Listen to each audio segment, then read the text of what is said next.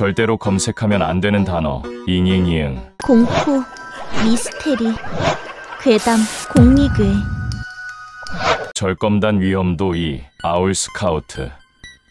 아울스카우트란 포토그래퍼인 토드 박스터가 발표한 보이스카웃과 걸스카웃의 모험을 사진으로 만든 작품입니다. 남자아이와 여자아이가 등장하여 어린 아이들만의 힘으로 고비를 헤쳐나가며 모험을 하는 내용인데, 사진을 보면 우리들은 공통적으로 한 가지를 느낄 수 있습니다. 그건 바로 AI로 만들어진 사진 같다는 느낌입니다. 하지만 이 사진이 발표되었을 땐 2010년으로 아직 AI 제작 기법이 발전되지 않았을 때입니다. 그렇다면 둘 중 하나로 추측해 볼 수 있는데, 첫 번째로는 비슷한 원리로 작동되는 프로그램을 과거부터 활용했던 사람이거나, 두 번째는 AI에게 그림을 요청하면 창작을 하는 것이 아니라 완성도가 높은 그림을 본따오는데 AI의 모티브 중 하나인 그림일 수도 있다는 뜻이죠. 확실히 2010년에 발표했다고 믿기 어려운 퀄리티를 가지고 있는데, 이 작품은 반전 또한 충격적이어서 더욱 많은 사람들에게 강한 인상을 심어주었습니다. 그럼 어떤 내용인지 한번 보겠습니다. 아울스카우트.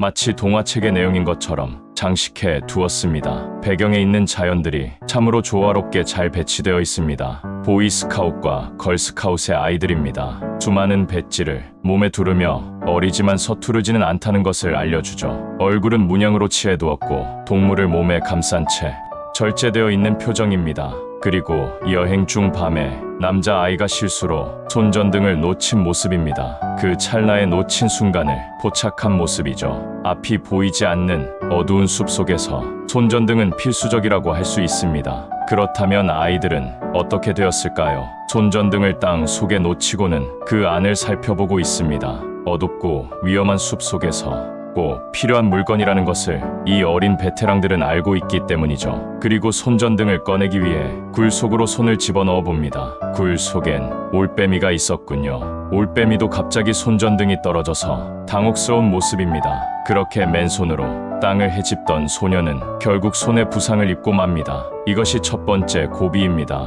비교적 작은 상처에 무난한 시험이라고 볼 수 있는데, 다음 날엔 물에 빠지기 때문이죠. 신발이 다 벗겨지며 눈조차 뜨기 어려워 어떤 상황인지 인지하는 것조차 어려워 보이는데, 다행히 걸스카웃의 아이가 도와줘서 숨을 고르게 됩니다. 하지만 쉴 틈도 주지 않고 자연재해는 끊임없이 들이닥칩니다. 강한 바람이 여자아이를 어디론가 데려가 버립니다. 보이스카웃의 아이는 도와주려고 하지만 자연재해는 홀로 맞서기엔 너무 거대한 힘이었죠. 그렇게 여자아이와 이별한 보이스카웃의 뒷모습은 쓸쓸해 보였습니다. 그리고 잠시 뒤 보이스카웃의 아이와 마주보고 있는 곰의 모습이 보였습니다. 과연 아이는 어떻게 이 상황을 현명하게 대처했을까요? 안타깝지만 아울스카우트의 모험은 비극으로 끝났습니다. 걸스카웃은 바람에 휩쓸려 실종되었고, 보이스카웃은 곰에게 습격당하여 내장과 창자가 보이는 채로 숨을 거뒀습니다. 그리고 그 몸이 찢겨져 나가고 장기가 다 보이는 모습이 너무 현실성 있게 그려졌고 아무 검열도 없기 때문에 절대로 검색하면 안 되는 단어에 등극하게 되었습니다. 절검단 위험도 1. 엘라베마주. 전자레인지. 만약 살아있는 생물을 전자레인지에 넣으면 어떻게 될까요?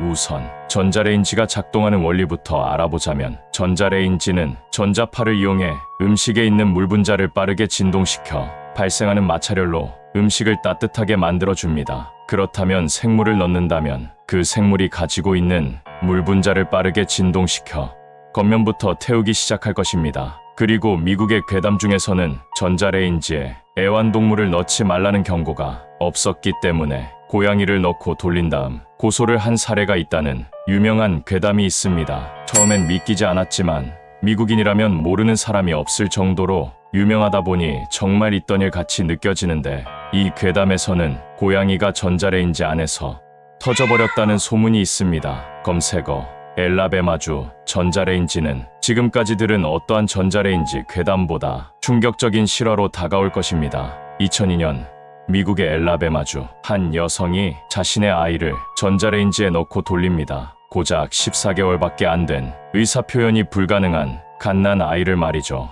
아이는 전신에 화상을 입고 내장까지 방사선 피해를 입었지만 운 좋게도 아이의 아버지가 제때 발견해 곧바로 구조할 수 있었습니다. 아이의 어머니는 왜 이런 짓을 벌였는지 조사를 한 결과 심각한 수준의 정신병으로 밝혀졌습니다. 정신병은 오래전부터 있었고 아이와 어머니 둘만 집에 둔 것은 아버지가 실수임을 인정했지만 2003년 재판 결과 결국 정신병을 가진 아이의 엄마는 25년 실형을 선고받게 됩니다. 한국에서 치매 노인이 아이를 아궁이에 넣고 삶았다는 괴담만큼 무서운 검색어였습니다. 절검단 위험도 1. 엔젤 메이커.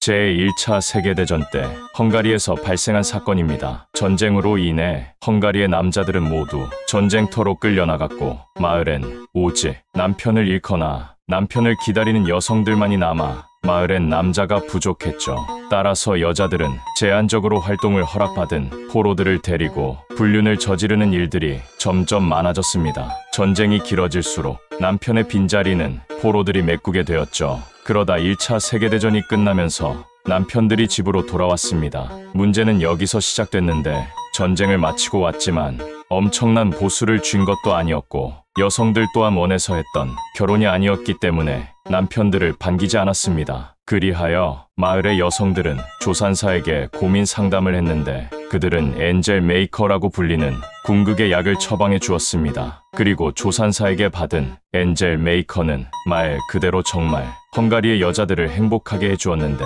사실 엔젤 메이커라고 불리는 이것은 비소라고 불리는 독약의 일종으로 처방받은 약은 본인에게 쓰는 것이 아니라 돌아온 남편에게 몰래 먹이는 용도였죠. 그리하여 1914년부터 1929년까지 헝가리에서는 수백 명의 사람들이 독살되며 엔젤 메이커라는 지적이고 공포스러운 독약이 유행했었습니다. 헝가리 남자들도 지옥 같은 전쟁을 끝마치고 돌아왔지만 당시엔 가부장적인 모습을 버리기 힘들기에 가족들과 소통이 잘 안 되었을 테고 전쟁터에서 지내온 시간이 아내가 불륜 상대와 보낸 시간보다 값지다고 확신할 수 없었기에 심리적으로 또 다른 전쟁터에 놓여진 기분일 겁니다. 그렇다면 반대로 과연 당시 헝가리 여자들이 비소라는 물질을 몰래 투여하며 어떤 생각을 했을지 궁금하네요. 어떠한 해방감을 느꼈을까요? 만약 여러분들이라면 비슷한 상황에서 비슷한 결정을 했을까요? 여러 가지 생각이 들게 하는 검색어, 비소를 뜻하는 독약, 엔젤 메이커였습니다. 구독과 좋아요 눌러줘.